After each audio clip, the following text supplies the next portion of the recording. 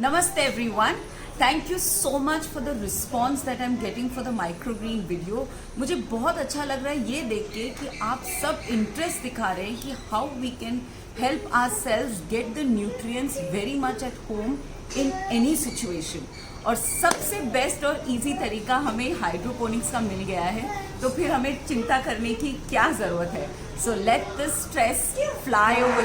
Yes, अब आप यूं ही मेरे से सवाल पूछते रहिएगा, मैं आपको जवाब देते रहूंगी. Subscribe to my channel Nupur Pitti on YouTube और फॉलो मी ऑन इंस्टाग्राम और LinkedIn. Well, the question I received now was कि माइक्रोग्रीन्स हम ग्रो कर रहे हैं, लेकिन उसे हार्वेस्ट कब करें, उसे हार्वेस्ट कैसे करें और उसको इस्तेमाल भी हम किस तरह से करें. ऑल्सो एक और सवाल ये था कि हमारे हाइड्रोपोनिक्स में स्मेल बहुत आ रही है, तो यहाँ आपके सारे सवालों का जवाब.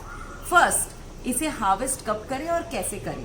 सबसे पहली चीज़, आपको पता कैसे चलेगा कि यहाँ पर जब 2 लीव्स आ जाएंगे, इसके पहले इनिशियल 2 लीव्स, इसका मतलब ये हार्वेस्टिंग के लिए तैयार हैं. इसमें कभी कभी और भी लीव्स आते हैं 4 to 5. That means those are its true leaves. True leaves आने के पहले आप इन्हें हार्वेस्ट कर ले, because this is the stage of microgreen. Okay, that's 1. Now 2, इसे हार्वेस्ट कैसे करें. बहुत सिंपल है, इसे काटने की ज़रूरत नहीं है. आप सीधा इस तरह से एक बंच लीजिए और इस तरह से उसे खींच लीजिए. हो गया.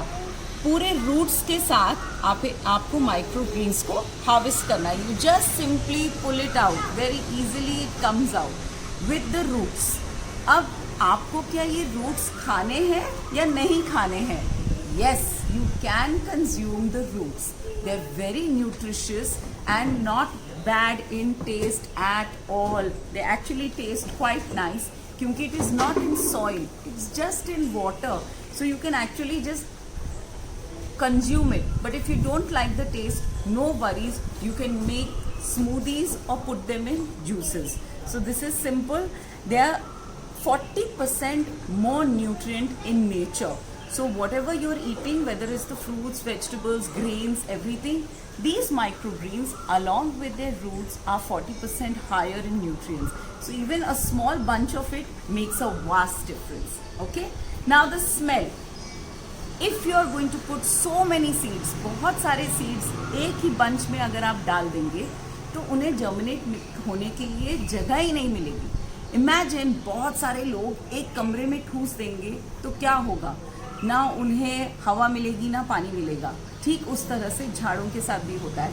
सो अगर आपको सीड्स को थोड़े से स्प्रेड करने हैं और उन्हें अच्छी जगह मिलनी चाहिए हवा पानी के लिए, ताकि वो स्मेल नहीं आएगी. या ऑल्सो ये वापस नहीं उगते हैं. सो पूरा हार्वेस्ट कर लीजिए, क्लीन कर लीजिए and you can re-put seeds. There are many other kind of seeds also you can use, like radish, broccoli, cabbage, kale.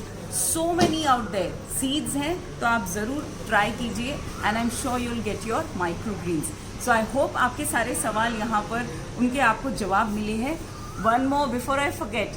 When to harvest is that either you harvest in the morning or in the evening, not in very high or hot weather. क्यों? They get into shock when suddenly they are taken away from the water. So they might die very soon. So just harvest them in very cool temperatures. They will last you much longer. I hope all of you are having a wonderful, nutrient, happy, healing day. Take care and see you soon.